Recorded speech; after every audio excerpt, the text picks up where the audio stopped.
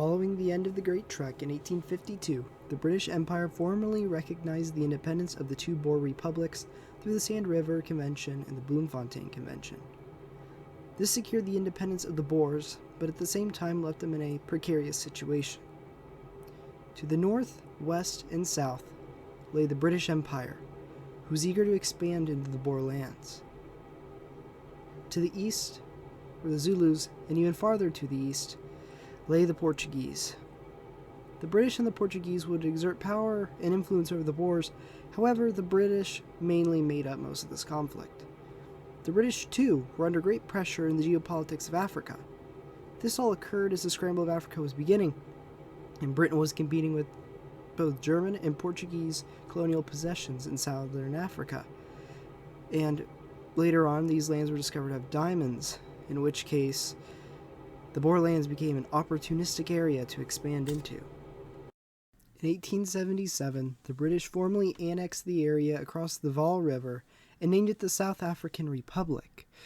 This angered the Boers, who saw this as a violation of the Sand River Convention and pretty much threw oil onto a pile of dry brush. Over the next 3 years, tensions would continue to rise until December of 1880, when a Boer farmer got his wagon confiscated because he refused to pay an inflated tax.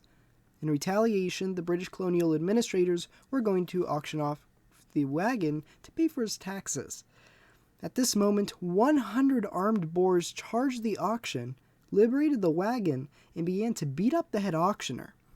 These 100 Boers then exchanged shots with the local government soldiers sent to arrest them. While no one was killed, this event was the metaphorical match that started the fire beneath the Boers. A month later, the Transvaal officially declared their independence on December 16th, and 4 days later, the first battle of the war started. The battle, which would later become known as the Battle of Bronkhortspruit, is still studied today by military historians because of the tactics used. In short, a British Army convoy was sent to reinforce the garrison at Pretoria. 250 Boers ambushed the convoy of 260 British soldiers and absolutely annihilated them. After the battle ended, the total casualties stood at the following. Boer losses totaled 2 killed, 5 wounded. The British, on the other hand, totaled 156 killed and wounded, and 112 captured. This battle is so important because of the tactics and equipment used by both the Boers and the British and how they contrasted from one another. Boer farmers had to rely on hunting every night in order to get their food. Since most of their rifles were single-shot breech rifles, they had to make their first shot count, otherwise the game would get away. This made the Boers extremely accurate shots, and they would make use of the prone position and cover to pick off the British soldiers. Another major factor had to deal with how the Boer military was organized. The Boers didn't have a standing military, and instead relied on the mobilization of the farmers to create small militia units they called commandos. Since these impromptu soldiers had no actual uniform, they would wear their beige work clothes out to the battlefield, and this offered the prime amount of camouflage in the sun-baked highlands and veldt of the interior of southern Africa. The British, on the other hand, while they did use single rifles just like the Boers did, instead wore their bright red clothing out on the battlefield, which offered very little protection, absorbed heat like nobody's business, and also provided prime targets for Boer marksmanship. When you combine lower-ranged rifles with sticking out like a sore thumb, you start to see why the British took so many casualties. These aforementioned tactics were extremely effective here and would continue to be so in the remaining battles of the war. Another great example of this was the Battle of Laing's Nek, where a contingent of 2,000 Boers held off a well-armed British Natal field force, which had 6 pieces of artillery. The Boers easily repulsed the British attack by using the highlands to rain fire into the British ranks, and by the end of the battle, 14 Boers were killed and 27 were wounded, while the British lost 84 men killed, 113 wounded, and 2 captured. The commander of this force was Major General George Coley, and following this defeat, he began to retreat back to friendly territory, leaving the forts under siege in the Transvaal to fend for themselves. 3 weeks later, Major General Coley was busy reinforcing a British supply road, when suddenly his scouts informed him that a large amount of mounted Boer soldiers were on their way. Hearing this, Coley fortified the heights in a square formation and loaded their cannons. 500 Boer mounted infantry took on the 240-strong British riflemen, 38 cavalry, and 2 cannons. The resulting Battle of Schunschucht was another costly defeat for the British. Boer casualties were 8 killed, 10 wounded, while the British lost 69 men killed and 77 wounded. The British force was only saved from total destruction because the Ingogo River swelled because of the rain, and it prevented the Boer forces from pursuing the retreating British forces.